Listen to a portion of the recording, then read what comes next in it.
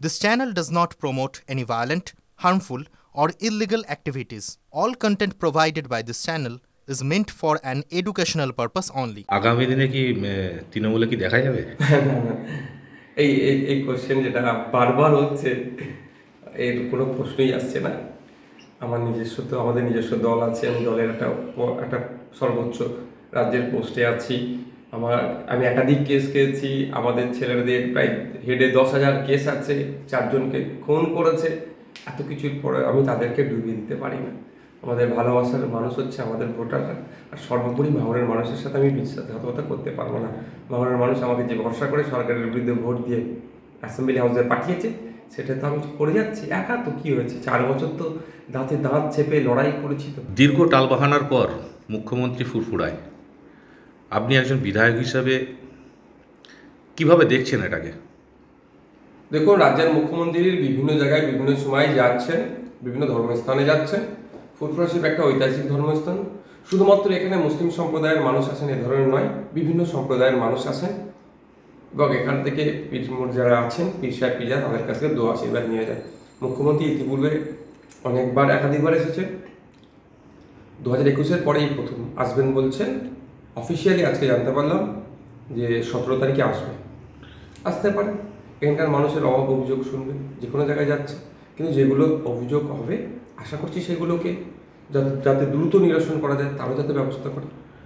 কিন্তু এখানে যে মুখ্যমন্ত্রী আসছেন, সেই আসার পিছনে বিভিন্ন পীরজাদাদের বাড়িতে বাড়িতে ঘুরছেন সরকারি আধিকারিক এবং মুখ্যমন্ত্রীর আমন্ত্রণপত্র নিয়ে, সেটা কি আপনার কাছেও এসেছিলেন? হ্যাঁ, একটু আগেই আধিকারিকরা এসেছিলেন, জানালেন 17 তারিখে 4টার আশপাশে রাজ্যের মুখ্যমন্ত্রী ফুরফুরা শরীফে আসবেন। তার জন্য আমন্ত্রণ জানাচ্ছেন। আরও অনেককে পীরজাদাকে আমন্ত্রণ জানিয়েছেন, তার সাথে আমাকেও আমন্ত্রণ জানিয়েছে। আমাদের টোটাল পরিবারকে আমন্ত্রণ জানিয়েছে, আমন্ত্রণপত্র দিয়ে গেলেন। এই আমন্ত্রণে কতজনের নাম আছে কি জানতে পেরেছে? না, আমি ওই বিষয়টা জিজ্ঞাসা করিনি, ওটা তো আমার ইখতিয়ারের মধ্যে মনে পড়েনি। আমার কাছে আসলেন আধিকারিকরা, কথা বললেন, আমাকে জানালেন যে যাতে ওই দিনকে যাওয়ার জন্য আমন্ত্রণপত্র দিয়ে গেলেন। আমন্ত্রণ পেয়ে আপনি কি সবাই হতে যাবেন? দেখুন, আমন্ত্রণপত্র দিয়ে গেছেন, মুখ্যমন্ত্রীর পক্ষ থেকে তারা এসেছিলেন, ডিস্ট্রিক্ট ডিএম ম্যাডামের পক্ষ থেকে তারা এসেছিলেন, মুখ্যমন্ত্রীর নির্দেশে ডিএম ম্যাডামের পক্ষ থেকে তারা এসেছেন। দেখুন, এটা নিয়ে আমার পরিবার আছে, আমার দল আছে, নিশ্চিতভাবে আলোচনা করে অবশ্যই যেটা করবো সেটা জানাবো। যদি যান, কি দাবি রাখবেন? দেখুন, ওখানে আমি যদি যাই, আমার থেকে আমার সিনিয়ররা ওখানে থাকবেন, সুতরাং ওখানে আমার প্রশ্ন আসছে না।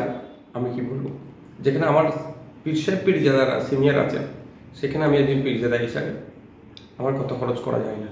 তাও যাওয়ার ব্যাপারটাও আমি পরিবার পরিজন আছে এবং যে আমি একটা রাজনৈতিক দল থেকে বিলং করি, তারও কনসার্ন নেওয়া দরকার আমি মনে করি। দেখুন, আমি এখনই জানলাম দিয়েছেন, কাদের কাদের চিঠি দিয়েছেন, তাদের সাথে কথা বলি, খোঁজ নিতে হবে। নিশ্চিতভাবে সে বার্তাটাও যাতে পৌঁছানো যায়, তারও ব্যবস্থা করব। আগামী দিনের ফুরফুরা নিয়ে কি ভাবছেন? আমি শুধুমাত্র ফুরফুরা শরীফ নিয়ে ভাবি না, আমি সমগ্র রাজ্যের কথা ভাবি। সমগ্র রাজ্যের মানুষের অর্থনৈতিকভাবে স্বাবলম্বী হোক, সর্বপ্রথম আমার এটা চাওয়া। গ্রামের মানুষরা মাস গেলে মাত্র 3620 টাকা মতো খরচ করছে পশ্চিমবঙ্গে। সেখানে সিকিম একটা ছোট্ট মতো রাজ্য, সেখানকার মানুষ মাস গেলে পরিবার পিছু প্রায় 9,000 টাকার অধিক খরচ করছে। তাহলে অর্থনৈতিকভাবে আমরা পিছিয়ে।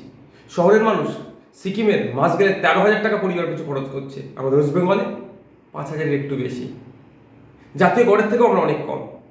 আমি চাই আমাদের রাজ্যের মানুষের অর্থনৈতিকভাবে স্বাবলম্বী হোক।